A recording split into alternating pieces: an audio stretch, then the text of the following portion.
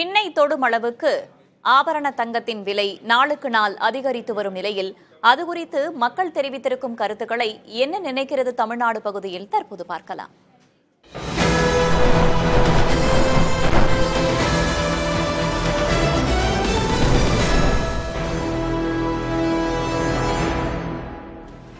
பிள்ளைக்கு 10 பவுன் போட்டோம், 20 பவுன் போட்டிருக்கோம்னா இப்போ பிள்ளைங்களுக்கு 2 பவுன் போடுறது கூட கஷ்டமா இருக்கு. அப்புறம் எப்படி நம்ம தங்கம் வாங்குறது? ஒரு பவுன் இவ்வளோ விலை விற்றா வாங்க முடியுமா பிள்ளைங்களுக்கு? என் கல்யாணம் 3500 ஆச்சு, 97 என்னமோ. இப்போ இவ்வளோ விற்கிது. இந்த விலை உயர்வுனால இப்போ ஒரு 50 பவுன் உருப்படி போடணும்னு நினைக்கிறவங்களுக்கு 20 பவுன் தான் போட முடியும். ஒரு 20-25 பவுன் போடலாம், பிள்ளைக்கு போடலாம்னு நினைக்கிறவங்க இப்போ ஒரு 10 பவுன் தான் போடுறாங்க. வாடிக்கையாளர் அதிகமாக நகையினுடைய மதிப்பு அதிகமாகிட்டு இருக்கு. 2024 கடைசி டிசம்பரில் தங்கத்தின் விலை 50,000 ரூபாய்க்கு கீழே தான் இருந்தது. தகுந்த வருமான கூலி எல்லாம் தரணும்ல, எங்கே தராங்க? அதுக்கு தகுந்த விலைவாசி இருக்கா? அது மாதிரி விலைவாசியே இல்லை. எப்படி வாங்குறது? தங்கத்தை நினைச்சே பார்க்க முடியாது. 1000 நம்ம சம்பளம் வாங்கினா அந்த பிள்ளைக்கு மாதம் 30,000னா நான் அந்த பிள்ளை ஒரு வேலை பார்த்துட்டு ஒரு 10,000 20,000 சம்பளம் வாங்கினா அந்த பிள்ளை நம்ம கட்டி கொடுக்கலாம். இல்லைன்னா உண்மையாக வாழ்க்கையில் உண்மையை சேர்ந்து அவங்களுடைய சூழ்நிலை ரொம்ப மோசமாக நடந்துக்கிட்டு இருக்கு. ரொம்ப கஷ்டம் வாங்கிறதுக்கு.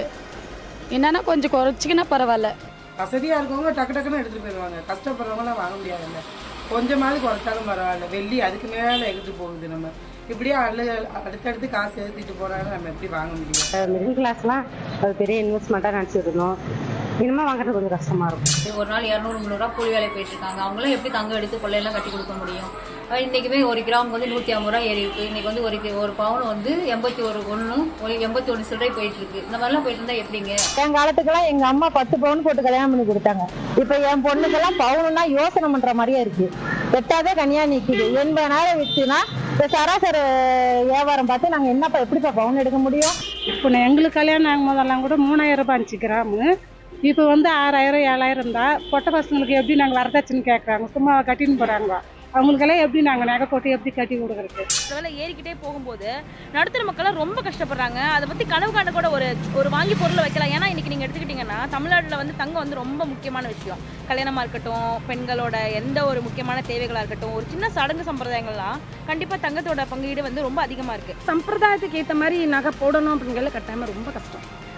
ஒன்று அந்த நகை போடணும் அப்படிங்கிறதுக்காண்டி கடன் வாங்க ஆரம்பிச்சிடுறாங்க. ஸோ அந்த கடன்கிறது ஒரு இது மனிதருக்கு ரொம்ப கஷ்டமான ஒரு சூழ்நிலை. விலைவாசி தான் கூட்டிகிட்டே இருக்குது. தங்கத்திலேருந்து பேசிக் எல்லாமே கூட்டிகிட்டே தானே இருக்குது. அதனால் சம்பளம் கூடி அதுவும் கூடனா பிரச்சனை இல்லை. இப்போ சம்பளம் குறைஞ்சிட்டு அதுக்கு ஒன்றா வாழ்கிறதே கஷ்டமாயிரும்ல.